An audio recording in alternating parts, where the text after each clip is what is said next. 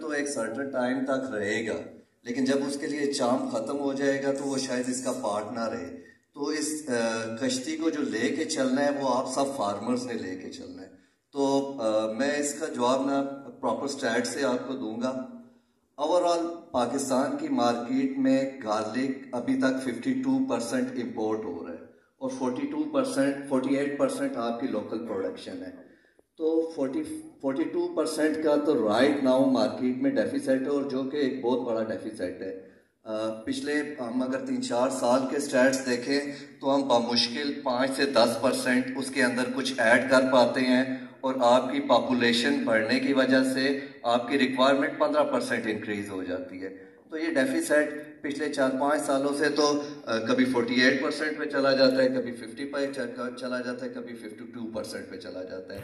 और ये overall market जो है वो 40 अरब रुपए की है। आपकी ये जो इम्पोर्ट का जो बजट है ये 40 अरब रुपए के, आप 40 अरब रुपए का गार्लिक चाइना और अदर कंट्रीज से मंगवा रहे हैं। तो अगर जिस बेस पे आज हम काम कर रहे हैं, अगर मैं गलत ना हूं तो 10 से 15 साल भी आप इस बेस पे काम करें ना, तो ये डेफिसिट आप फिल नहीं कर सकते हैं। आप इसको कमोडिटी के रेट पे भी आज की डेट पे सेल करें। लेट से मैं कहता हूँ कि आज का रेट वैसे तो 300 रुपीज़ पर केजी से ज़्यादा ही है।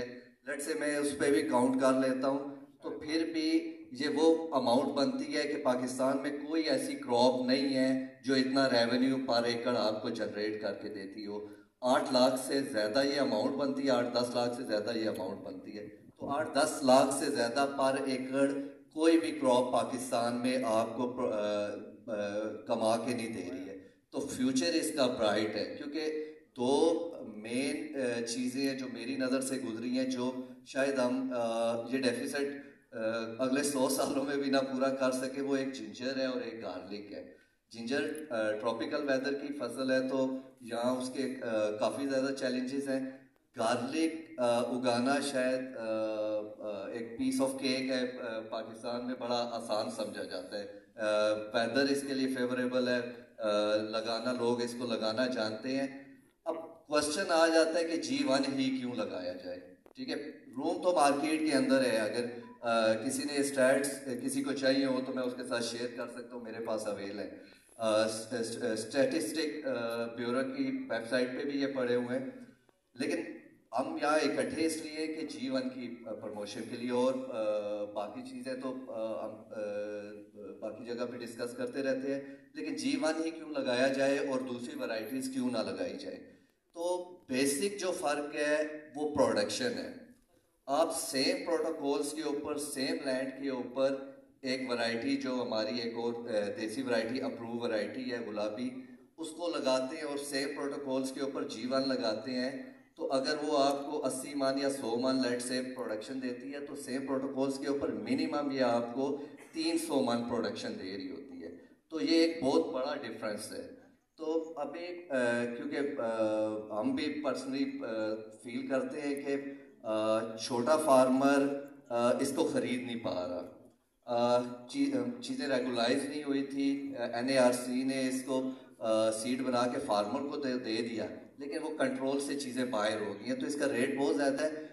लेकिन फिर भी मैं कहता हूँ कि छोटा फार्मर बड़े एकड़ से ना लगाए, वो एक कनाल से लगा ले, 5 किलो से लगा ले।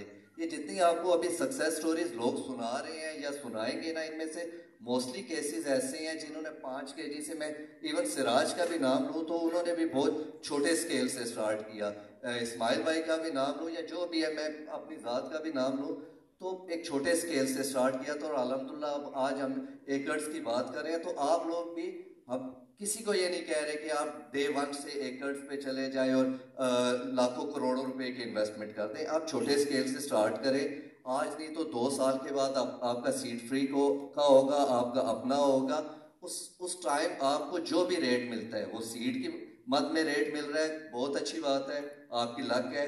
जो पुराने आने वाले हैं शायद वो खुशकिस्मत है, बहुत अच्छा रेट आज तक ले रहे हैं। उम्मीद है हम तो एक्सपेक्ट कर रहे हैं कि मज़ीद 5-7 साल ये इसी तरह सीड में मल्टीप्लाई होता रहेगा। अगर नहीं भी होता, कमोडिटी की प्राइस पे चला जाता है, फिर भी ये इतना रेवेन्यू जनरेट करके देगी इंशाल्लाह। कि पाकिस्तान में आने वाले टाइम में कोई ऐसी फसल नहीं है जो इसको बीट कर सके अल्हम्दुलिल्लाह। तो मैं अगर कोई और आपसे इससे रिगार्डिंग क्वेश्चन है तो पूछे, मैं इंशाल्लाह।